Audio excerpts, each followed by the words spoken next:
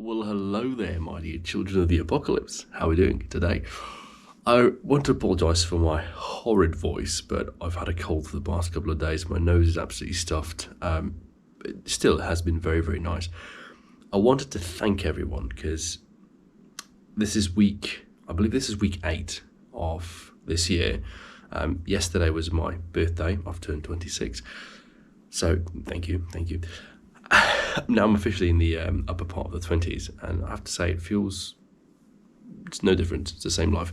But I've been really blown away by the comments, really. I mean, obviously the views on the videos have dropped, which I expect. I really have nuclearly destroyed the channel, but the comments that I receive from the lot of you that have, last week done the personality test, those of you who have also been watching the Doom Time episodes, there's so much positivity, so much, every comment that you make makes me want to come back here and make another video for another week, for another story, for another concept, for another thing that, has helped me in the past.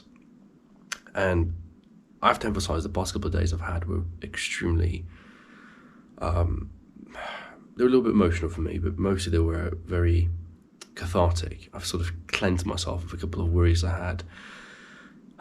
January was for me the month of action. February for me still is a month of patience, and I think I have passed it with flying colours. That said, I'm still working on that project, which I've mentioned, I believe, in both Doom Times, as I had the conversation with Spitfire and with Napalm, is that I'm creating a online course for English pronunciation, which is then turned sort of into not just pronunciation, but English in general. Hopefully that will see the light of day within the next couple of weeks. It's not fully built yet, but I think I want to put it out there, even if it's in the case of pre-ordering, even if it's in the case of promising content and then going with the flow. I don't want to sit here and theoreticize and spend hundreds of hours creating something and then releasing it only to realize that I haven't really done the optimal. I think I want to go with the flow. I want to see the feedback, talk to people, have the sort of intricacies that they might be focused on, and weave them into the actual program. So yeah, it's been wonderful. 2 months down into 2023, and I've really been quite happy with the progress. What I'm not happy with is this sickness. I've had a couple of headaches. I've got some migraine issues. This I think is stress related, work, lack of exercise maybe.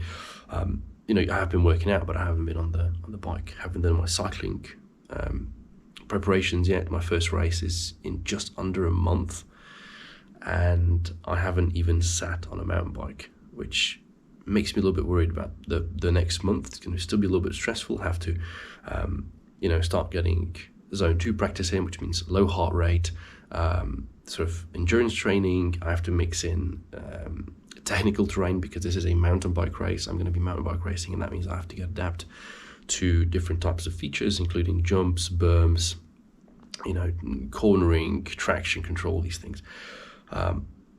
That said, I have treated myself to a new bike, which those of you who follow me on Instagram have seen yesterday. Really excited about that portion, but I don't think I'll be bothering you with cycling content on this channel anymore, because I see there's not interest in there.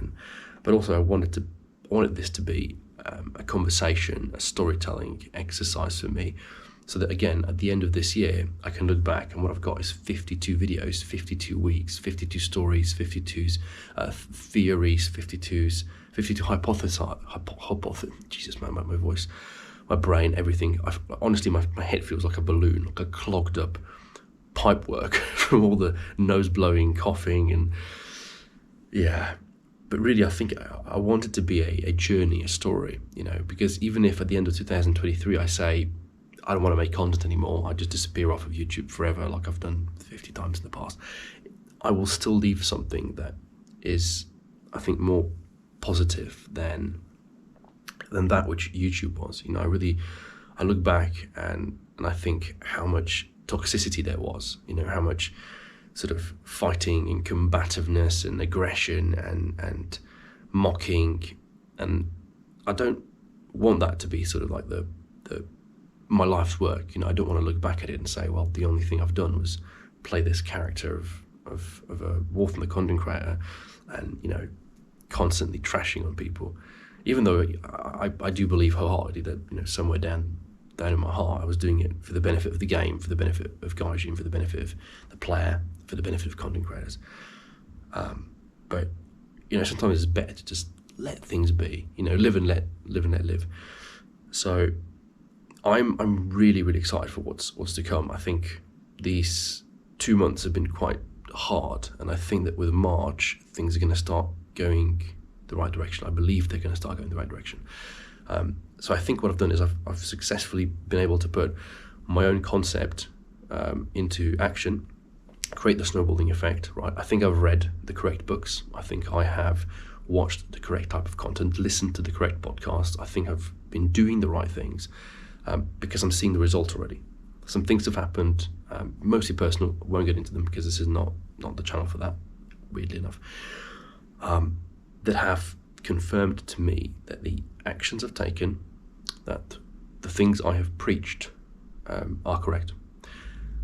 But I've had this one conversation just recently which made me have to emphasize for you, but mostly for myself, that I'm not here creating any kind of prescription. I'm not trying to tell people do this and do that and you'll become happier, successful, whatever.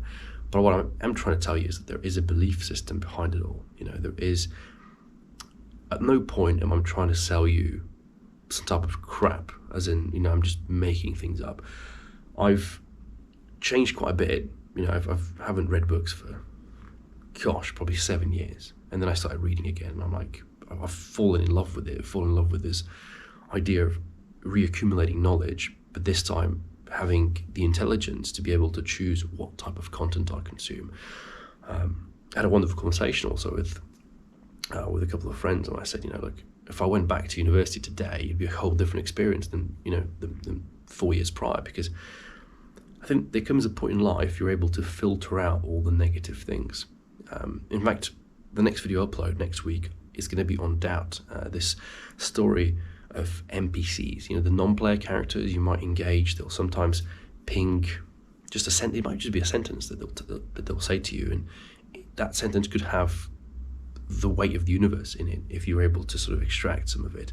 But yeah, I'll tell this story about a particular engagement that I had when I was, I think, 18, 19 years old, and it stayed with me to this day, and I think it's a really crucial experience. And if you're able to look at your life, maybe at the past or throughout the course of it, and you find these NPC contacts, and they'll give you, it's like a side quest in a video game. That's why I call that NPC. It's like you're going through life and you meet somebody and they tell you something, you're like, that, you could look at a person, and they could be, let's say, 75 years old. That's 75 years of experience, right? That person could die tomorrow, but in one sentence, they can give you this packaged information that has all the knowledge of the world and could potentially save, change, or ruin your life, depending on how you use it.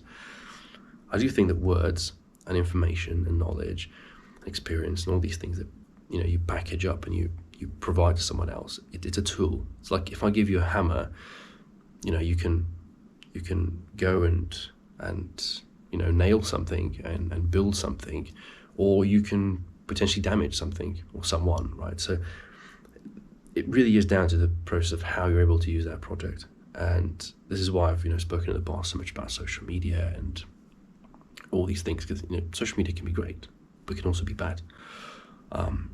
And I don't want to be a net bad at the end of it. When I'm in my deathbed, or even just in a year's time, or even just in a month's time, or even just tomorrow, I don't want to look back at yesterday, at last week, at last month, at last year, and think, damn, what I've done, what I've spoken about, what I've, done to other people, with other people, that it's been a net bad. I want it to be a net good. I want there to be something there that's left. And in the process of doing so, what I've enjoyed the most, what I've loved the most, has been not just the conversations, but seeing people's comments, seeing people's reactions, seeing how, in the course of the last 7, 8, 10 years, you guys have grown through the content. I've actually really not been salty about, for example, how a lot of people, they stay subscribed, but they're not longer watching because they've moved on with their lives. They've left War Thunder behind, they maybe left YouTube behind, they left this channel behind. I don't mind that. But I'm always curious about, a lot of comments I've received is guys coming back and just saying, hey, I haven't watched your content in like 2-3 years, but I saw this thing and I opened up your video and oh wow, it's great to see you doing so and so, and then they'll tell me a little bit about them. And a lot of you have been writing extremely long comments and then apologizing about the length of it, and I'm like, don't. Like, to me, reading that long comment and understanding, maybe what you've gone through, how you've changed your life, the things that have influenced your life. To me, this is what I call, when you have like a good friend and you're able to open up to them, it's this bromance. I think it's what the world needs more of. And despite maybe the negative side of gaming, I do still think that the communities that are built, even these days, through gaming, the friendships you make, the connections you make, they're valuable. And I think that's the part of bromance that I think most of us have, in this case through the internet, some cases rare, also in real life. I made YouTube videos and then I got to meet people. I got to meet moderators, I got to meet my viewers, I got to meet fans, I got to meet... All this means so much to me. I met guys that were from my country, I met guys from Netherlands, Germany, all around the world, and that's such a unique and captivating experience that I can never fully let go of it. I always want to keep those people in touch. I'm always curious. It's almost like you're a teacher and you have classes of people coming through, right? And you always remember them. You remember what they were like back then, and you remember what you were like back then, and then you see where they are today, and you can't but not feel proud for them, because they're making progress, and you're there like, damn, I was part of their story, they were part of my story. And that's why for me this channel is so important, and why I want to spend today seeing that. It's been a beautiful weekend for me. It's been a beautiful past couple of days. I feel really content, right? I don't feel happy, I feel content, I feel fulfilled, I feel I'm on the right path, I feel like I'm on the right trajectory. And with the exception of having a cold, a stuffed nose, a raging headache, migraine that appears every couple of days because of maybe some stress or work or whatever related thing, I feel so excited for what's to come. And I want to thank you all for being part of this journey in the past, for being part of the journey in the present, and for those of you who will remain part of this journey in the future. Thank you. Love you all. Take care and safe flying.